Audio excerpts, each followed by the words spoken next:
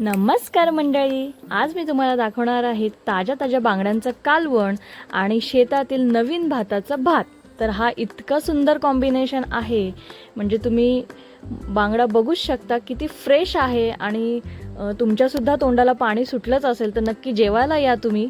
आणि आज मी हे बेत केलेला आहे आणि खूप सुंदर झालेला आहे, बघू शकता तुम्ही।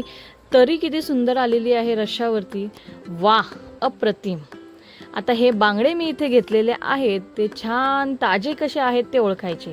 हे जर सगळं आतमध्ये लालसर असेल तर हे ताजे आहेत, बघू शकता तुम्ही कुठल्या प्रकारे।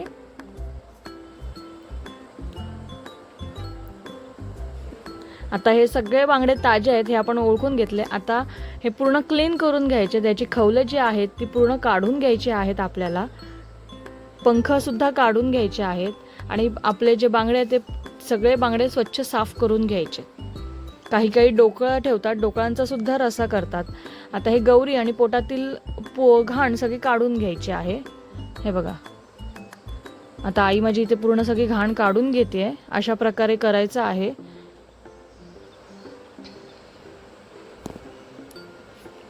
आता आपल्याला पाहिजे त्या आकारामध्ये आपण तुकडे करू शकतो, किंवा किती आपल्याला तुकडे करायचे ते तुकडे करून घ्या। आणि जेवढं त्या माशांना रक्त लागलेलं असतं तर ते आपल्याला पूर्ण धुवून घ्यायचं आहे। हे बघा, अशा पद्धतीने 2-3 पाण्यातून स्वच्छ धुवून घेतलेला आहे। आता इथे चिंच भिजत घालते, कारण का नॉनव्हेज असेल, मांस मच्छी असेल तर चिंचेशिवाय मज्जाच नसते। त्यानंतर घट्टपणासाठी मी इथे तांदळाचं पाणी घेतलेलं आहे। तांदळाच्या पिठात थोडंसं पाणी हे करून कॉर्नफ्लॉवर वापरण्याऐवजी तांदळाचं पाणी वापरते। आता इथे 15 ते 20 लसणाच्या पाकळ्या, कोथिंबीर, हिरवी मिरची तिखटानुसार। आता हे सगळं पाट्यावर वाटायचं आहे, जेणेकरून याची चव अजूनच वेगळी येणार आहे। तर तुम्ही ही रेसिपी नक्की करून बघा, पाट्यावरचं जेवण अगदी वेगळंच लागतं। आता हे हिरवं वाटण आई वाटून घेते, हे रेडी झालेलं आहे। अशा पद्धतीत एवढं वाटण बारीक करून घ्यायचं आहे आपल्याला पाट्यावर। त्यानंतर पॅनमध्ये तेल गरम करायचं आहे। तेल गरम झाल्यानंतर लसूण ठेचून घ्यायचं आहे आणि ठेचलेलं लसूण टाकायचं आहे तेलात। त्यानंतर हिरवं वाटण जे आपण तयार केलेलं आहे ते छान परतवून घ्यायचं आहे तेलात। बघा किती छान कलर आलेला आहे। हळद घालायची आहे,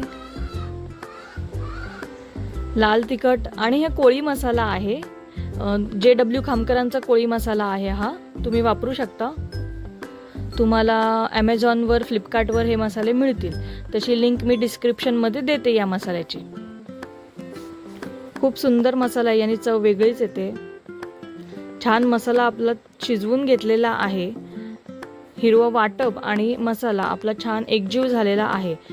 आता त्यात चिंचेचं जे पाणी आपण केलेलं होतं ते पाणी यात घालायचं आहे, मिक्स करून घ्यायचंय।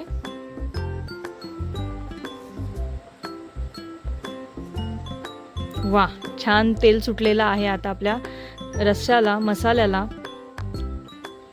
त्यात तांदळाच्या पिठाचं पाणी जे केलं होतं ते आपल्याला आता ॲड करायचंय। 1 वाटी मी घेतलं होतं, तुम्ही तुमचं किती मासे आहेत त्या हिशोबाने तुम्ही घेऊ शकता। आता छान उकळी येऊ द्यायचे, बघा तेल सगळं वर आले, म्हणजे तरी सुटलेली आहे। आणि तुम्हाला जेवढं पाणी घालायचंय, रस्सा हवा आहे तेवढं तुम्ही घाला। आता मला इथे 1 ग्लास पुरे आहे, म्हणून मी 1 ग्लास पाणी इथे घातलेलं आहे।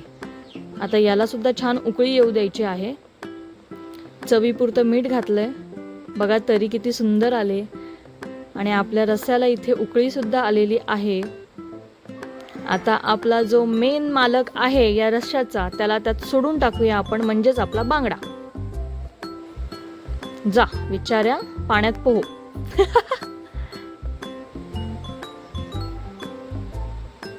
आता बांगडे त्यात घातल्यानंतर छान उकळी येऊ द्यायचे, एक 5 मिनिटात लगेच उकळी येते आणि मच्छी शिजायला काही वेळ लागत नाही।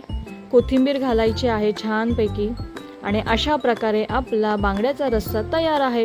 अगदी साध्या, सोप्या आणि झटपट होणारी रेसिपी आहे, त्यामुळे तुम्ही ही रेसिपी नक्की करून बघा।